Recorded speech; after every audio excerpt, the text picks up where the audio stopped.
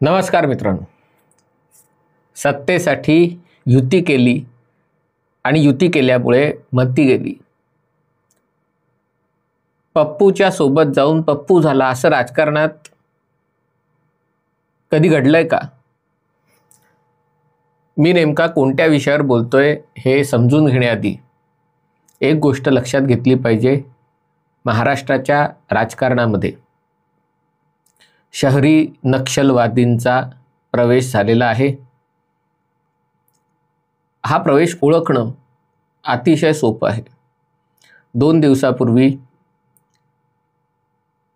उबाटा सेनेचे भावी नेतृत्व आणि आशास्थान असलेले आदित्य ठाकरे यांनी एक पत्रकार परिषद घेतली. ही पत्रकार परिषद बघून माझ्याही अंगावर शहारा आला. आदित्य ठाकरेंचं म्हणणं होतं की धारावी पुनर्विकास प्रकल्पामध्ये कशा प्रकारे मुंबईकरांना फसवण्यात येत आहे.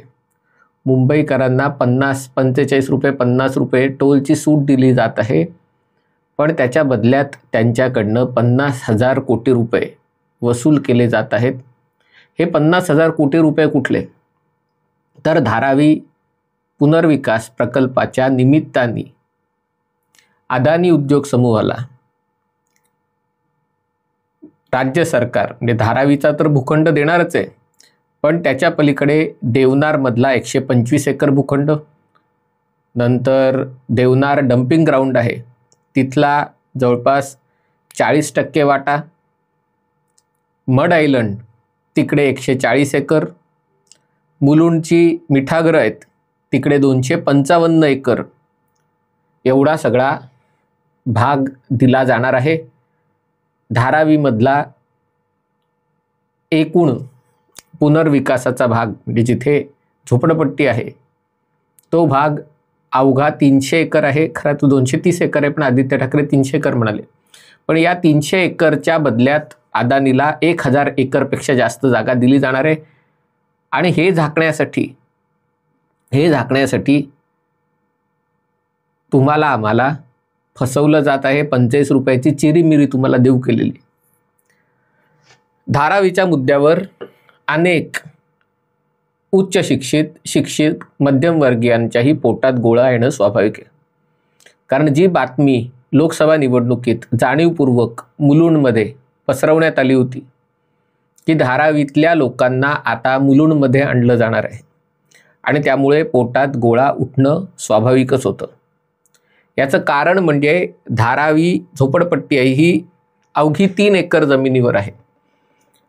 त्याच्यात नक्की किती लोक राहतात सांगता येत नाही, पण तरी देखील अंदाज असा आहे की तिथे 10 लाख लोक 3 एकरवर राहतात. एकेकाळी जगातली सगळ्यात मोठी किंवा आशियातली सगळ्यात मोठी झोपडपट्टी म्हणून ओळखली जाणारी धारावी. आणि त्याच्याहून महत्त्वाचा भाग म्हणजे ही धारावी ज्या विधानसभा मतदारसंघात येते त्यातल्या धारावीमध्ये मुसलमानांची संख्या 33.5% आहे.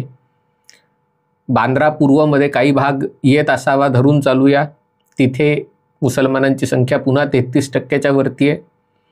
आणि सायन कोळीवाडाचा काही भाग आहे तिथे पण 20%च्या वरती 21-22% ही मतदारांची संख्या आहे. त्याच्या पलीकडे येऊन राहणाऱ्यांची संख्या माहिती नाही.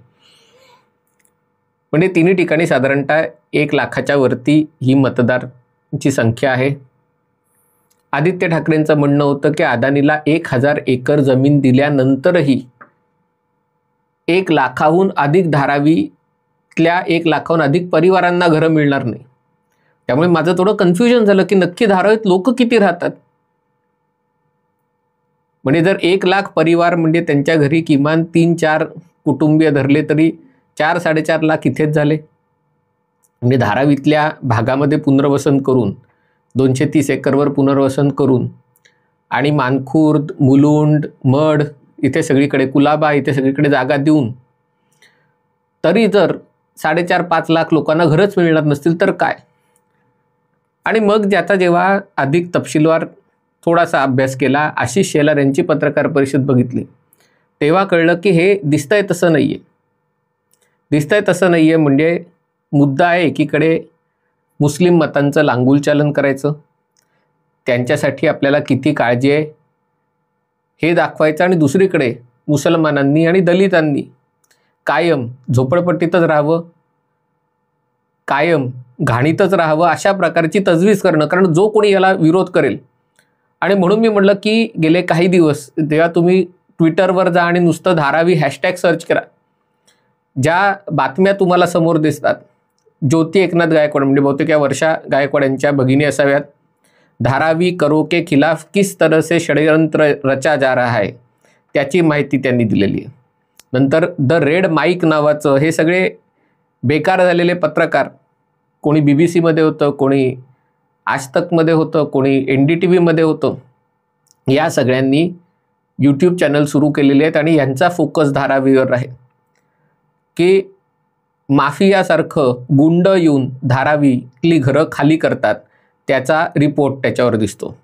त्याच्यानंतर आम आदमी पार्टीही याच्यामध्ये आहे. त्यांचं म्हणणं आहे की याच्यामध्ये RSSचा सहभाग आहे. म्हणजे कारण जर मुंबईला अदानीच्या घशात घालून जायचं नसेल, आणि म्हणून माझ्या मनात प्रश्न आला की हे नेमकं आहे काय. आणि यातल्या एकाही पक्षाची अजून उघड भूमिका नाही आहे, छुपी भूमिकाही नाही आहे.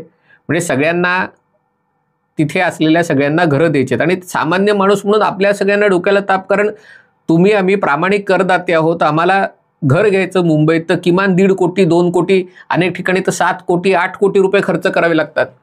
आणि जे मुंबईत येऊन अनधिकृतरित्या बसले ते केवळ गरीब आहेत म्हणून त्यांना फुकटची घरं. तर हे असं नाही आहे.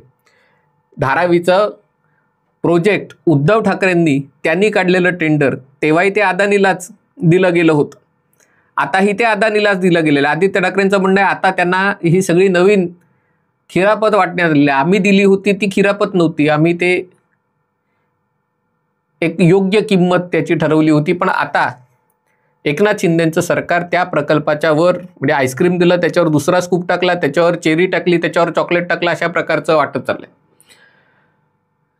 सगळ्यात गमतीशीर गोष्ट म्हणजे धारावीत नेमके किती लोक राहतात आणि कधीपासून राहतात याचा काही आकडेवारीच नाहीये, ताजी आकडेवारीच नाहीये. तो सर्वे अजून चालू आहे, त्यामुळे कोणालाच माहिती नाही.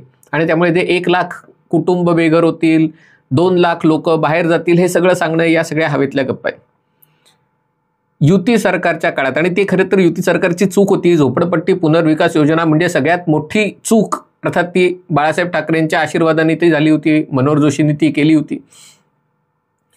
पण 95 पूर्वी आणि नंतर 99 पूर्वी आलेल्या प्रत्येक झोपडपट्टीवासियाला फुकट घर मिळण्याचा मार्ग मोकळा झाला. आणि त्याच्यामुळे झोपडपट्टी आणखीन फोफावली. आधी 1 धारावी होती, आता 4 धारावी मोठ्या 4 झोपडपट्ट्या मुंबईत तयार झाल्या. आणि याच्यामध्ये आलेले लोक कुठून आले, कसे आले, हे मी सांगायची गरज नाही.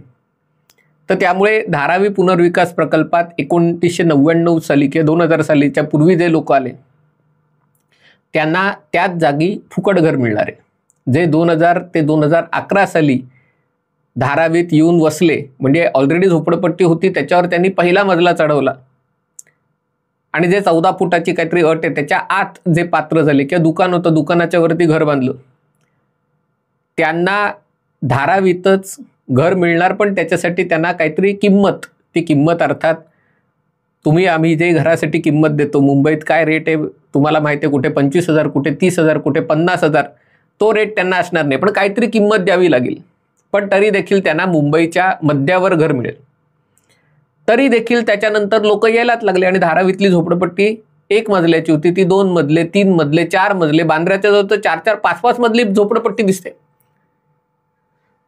आणि हे तेव्हाच झालं जेव्हा याच शिवसेनेच्या हातात मुंबई महानगरपालिका होती. तेव्हा त्यांना हे थांबवता आलं नाही की 4-4 5-5 मजल्याची झोपडपट्टी वाढते, कारण सगळं मिली बघत, सगळ्यांचे आशीर्वाद. आता जे 2011 ते 2022, 23, 24 कुठपर्यंत आहेत माहिती नाही, ते आलेले आहेत, त्यांच्यासाठी मुलुंडमध्ये, मानखुर्दमध्ये, मडमध्ये भाड्यानी घरं देण्यात येणार आहेत. आणि 10 वर्ष त्यांनी भाडं भरलं तर ते त्या घरांचे मालक होणार आहेत. म्हणजे जे अनधिकृतरित्या मुंबईमध्ये आले, अगदी 5 वर्षापूर्वी आले, 10 वर्षापूर्वी आले, त्यांना साधारणतः महिन्याला 15,000 रुपये भाडं, म्हणजे वर्षाला 1,80,000 आणि असं 10 वर्ष, म्हणजे 18 ते 20 लाख रुपयात मुंबईत हक्काचं घर मिळणार आहे. तुम्ही आम्ही मूर्ख, कारण आम्ही कर पण भरायचा आणि वर 1 कोटीच्या वरती तेवढ्याच घरासाठी पैसे मोजायचे. पण ठीक आहे, राजकारण आहे, प्रत्येक डोक्याला किंमत आहे आणि तुमच्या आमच्या डोक्याला किंमत थोडी कमी आहे, पण तरी देखील. पण उद्धव ठाकरे सरकारनी जे टेंडर काढले होतं ते असंच होतं, त्यात काही वेगळं हे नव्हतं. म्हणजे एकीकडे म्हणायचं की मुंबईतल्या धारावीत घुसलेल्या प्रत्येक मुसलमानाला घर देणं आमचं कर्तव्य आहे. प्रत्येक उत्तर प्रदेश असेल, बिहार असेल, सगळ्यामधून कुठूनही लोक आले असतील त्यांना घर देणं आमचं कर्तव्य. म्हणजे तिथे तुम्ही असं म्हणत नाही. निदान त्या बाबतीत मनसेची भूमिका प्रामाणिक होती, कारण मनसेचा परप्रांतीयांना विरोधच होता. त्यांचं म्हणणं आहे की इथे महाराष्ट्रात तुम्ही देशातल्या कुठल्याही भागात येऊन घर बांधता आणि वर तुम्हाला मोफत घर पाहिजे, हे नाही होणार. पण उबाटा सेनेची भूमिका तिथेही डबल ढोलकी आहे. एकीकडे मराठी माणसाच्या नावाने ढोल वाजवायचा आणि दुसरीकडे हे सगळे परप्रांतीय, म्हणजे धारावीतले मुसलमान मराठी नाही आहेत, सगळे बरेचसे परप्रांतीय आहेत, त्यांना मोफत घर मिळावं याच्यासाठी ही भूमिका घ्यायची. आणि त्याच्या वर पोळीकडे जाऊन त्यांनी धारावीतनं बाहेर जाऊच नये. हे ठरणार केव्हा? आधी डोर टू डोर सर्वे झाल्यावर, जेव्हा लोकांना आपलं ओळखपत्र दाखवायचं की मी धारावीमध्ये कधी राहायला आलो, 2000 पूर्वी राहायला आलो, 2000 का 2011 मध्ये राहायला आलो, का 2011 नंतर राहायला आलो, त्यानुसार ती वर्गवारी होणार आहे की जी 10 लाख लोकसंख्या आहे त्यातली मूळची लोकसंख्या 2000 पूर्वीची किती होती, ती 3 लाख होती का 4 लाख होती, 2000 ते 2011च्या मधली लोकसंख्या किती होती आणि 11 ते 22 मधली किती होती. आणि हे झाल्यावर त्यांना जी घरं मिळणार आहेत, अर्थात त्याच्यामध्ये एक वेगळा स्वतंत्र विषय होऊ शकतो, त्याच्यावर कदाचित आशिषला जास्त चांगले बोलतील, त्याच्यावर त्यांनी पत्रकार परिषद घेतली आहे, ती तुम्ही यूट्यूबवर बघू शकाल. त्याच्यामध्ये सगळे तपशील आहेत. देवेंद्र फडणवीसांनी पण हे तपशील दिलेले आहेत की उद्धव ठाकरेंच्या काळात जे टेंडर काढलं गेलं होतं आणि ते अदानीलाच दिलं गेलं होतं, हे दुसऱ्या कोणाला दिलं नव्हतं, कारण तेव्हा या सरकारचे मार्गदर्शक शरद पवार होते. पण शरद पवारांवर अदानीशी संबंध असल्याचं बोलता येत नाही, नरेंद्र मोदींशी अदानींचे संबंध असल्याचं बोलता येतं. पण तेव्हा ज्या सगळ्या अटी आणि शर्ती होत्या त्या सगळ्या याच त्या म्हणजे आणखीन त्यांना सोयी सुविधा पुरवणाऱ्या होत्या. हा जो मुद्दा आहे अधिकच्या जमिनीचा, तो फक्त 2011 नंतर राहिल्या आलेल्या लोकांचा आहे. आणि त्या मुद्द्याबद्दल मला स्वतःला आक्षेप आहे, कारण त्याच्यातनं मुंबई आणखीन बकाल होणार आहे. कारण एकदा तुम्ही 2011 नंतर आलेल्यांना राहायला दिला. आजच मी येत होतो गाडीमधनं, डोंबिवली ते दिवा आणि दिवा ते मुंब्रा हा सगळा मॅनग्रोव्हचा भाग होता बराचसा. आता सगळीकडे झोपडपट्ट्या उभ्या राहिलेल्या आहेत. आता हे झोपडपट्टीवाले ही आणखीन 10 वर्षांनी म्हणतील आम्हालाही इथे इन सिटू आमचं पुनर्वसन व्हायला पाहिजे. आणि त्यामुळे झोपड्या बांधा, त्याचा पुनर्विकास करा आणि मग त्याच्यातनं मोफत घर बनवा. ही जी योजना मुंबईत सुरू झाली ती महाराष्ट्राच्या चारी कोपऱ्यात, आणि याच्यातनं मुंबई राहणार नाही याची भीती मला वाटते. पण याच्यावर मतदान कोणाला करायचं, कारण याच्यामध्ये कोणाची भूमिका वेगळी नाहीये. 2011 नंतर आलेल्यांना घर देऊ नये अशी भूमिका उबाटा सेनेची नाहीये, अशी भूमिका काँग्रेसचीही नाहीये, अशी भूमिका राष्ट्रवादीचीही नाहीये, अशी भूमिका आम आदमी पार्टीची नाही. सगळ्यांची भूमिका तीच आहे की कोणी आलं तरी त्यांना 2011 नंतर आलेल्यांनाही नाममात्र अगदी किफायतशीर भाडं देऊन त्यांना मुंबईत घर द्या. कदाचित काँग्रेस आणि उबाटा सेनेची भूमिका आहे त्यांना तर नाममात्र भाडंही घेऊ नका, असंच घर देऊन टाका. आणि यामुळे या मुद्द्यावर माझी भाजपाच्या किंवा एकनाथ शिंदेच्या सरकारच्या निर्णयाशी असहमती असली तात्विक दृष्टीने, कारण यांनी मुंबई संपून जाईल आणि जो आजार मुंबईत सुरू होईल तो ठाणे, अंबरनाथ, कल्याण, वसई, विरार सगळीकडे पोहोचेल. पण तिथे मला पर्यायच नाहीये, कारण बाकीच्यांची भूमिका त्याच्यावर वाईट आहे. मग हे सगळं नेमकं कशासाठी चालू आहे? ही सगळी चर्चा धारावीचा सर्वेक्षण झाल्यावर होऊ शकेल, पण ते सर्वेक्षणच होऊन द्यायचं नाही. लोकांच्या मनात, म्हणजे एकीकडे धारावीकरांच्या मनात असं बसवायचं की तुम्हाला इकडनं हुसकवून लावण्यात येईल, ही जमीन अदानीला देण्यात येईल, आणि दुसरीकडे हेच लोक मुलुंड आणि या सगळ्या भागातल्या लोकांच्या मनात भीती पसरवतात की भाजप आणि शिंदे सरकार तुमच्या भागामध्ये धारावीतल्या मुसलमानांना आणून तुमच्याकडे बसवणार आहे. आणि मग काय राहिलं मुलुंडचं? जर म्हणजे मुलुंडच्या मिठागरात जर तिथली जर लोकसंख्या बदलली, आणि अशा प्रकारची भीती पसरवण्याचं कारण अदानी नाही आहे, कारण अदानीशी यांचेही तेवढेच संबंध आहेत जेवढे या सरकारचे, कारण अदानीला ठेका देणारे हेच लोक आहेत. यांना भीती आहे यांची वोट बँक ती तिकडे आहे, ती तिकडनं निघून जाईल त्याची. आणि दुसरी गोष्ट, ती वोट बँक वाचवण्यासाठी ज्या प्रकारचे प्रयत्न हे हिंडेनबर्गच्या माध्यमातून परकीय शक्ती करत आहेत, ज्या प्रकारचे प्रयत्न अर्बन नक्षल करत आहेत, त्यांना देखील स्वतःच्या सोबत घेऊन